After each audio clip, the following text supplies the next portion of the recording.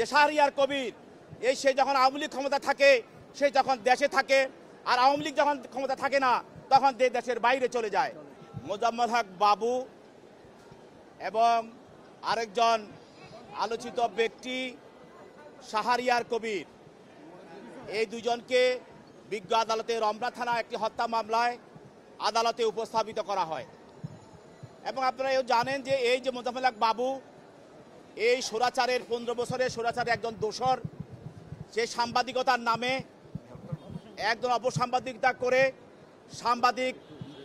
সাংবাদিকদেরকে মানুষের কাছে হেয় করার জন্য যা করার দরকার এই মোজাম্মেল হক বাবু করেছে। শাহরিয়ার কবির গত 15 বছর যাবৎ এদেশের মানুষকে হত্যা, গুম করা এবং ইসলাম ধর্মের এবং বিরুদ্ধে কথা বলা, আলেমদেরকে কটাক্ষ করা এবং আমাদের মহানবী সাল্লাল্লাহু আলাইহি সাল্লামকে কটাক্ষ করা, সব কিছু তার প্রতিদিনে তার কাজ ছিল।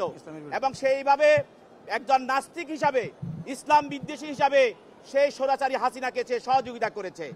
এই দুইজন আসামিকে বিজ্ঞ আদালতে তদন্ত কর্মকর্তা উপস্থাপিত করেন এবং করেন একটি হত্যা মামলায়, যে হত্যা মামলাটা হয়েছিল শান্তিনগরের মোড়ে।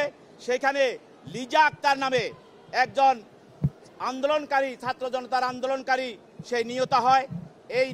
গুলিবিদ্ধ হয়ে নিহত হয়। এই নিহত হওয়ার পিছনে এই দুইজন আসামি প্রাথমিক অবস্থায় তদন্তকারী কর্মকর্তা তাদের জড়িত থাকার বিষয়টা নিশ্চিত করেন এবং নিশ্চিত করার পরে তাদেরকে জিজ্ঞাসাবাদ করার জন্য এই হত্যার পিছনে আর কারা কারা জড়িত আছে এবং এই ইন্ধনদাতা কারা আছে, হুকুমদাতারা কারা আছে, নির্দেশদাতা কারা আছে এবং কাদের কারণে এই হত্যা সংঘটিত হয়েছে, এই সব বিষয়গুলিকে আরও সামনে আনার জন্য, তদন্ত করার জন্য তদন্তকারী কর্মকর্তা 10 দিনের রিমান্ড প্রার্থনা করেন। আসামি পক্ষে আইনজীবীরাও সেখানে ওকালতনামা দিয়ে তাদের এই রিমান্ডের বিরুদ্ধে এবং জামিনের জন্য প্রার্থনা করেন।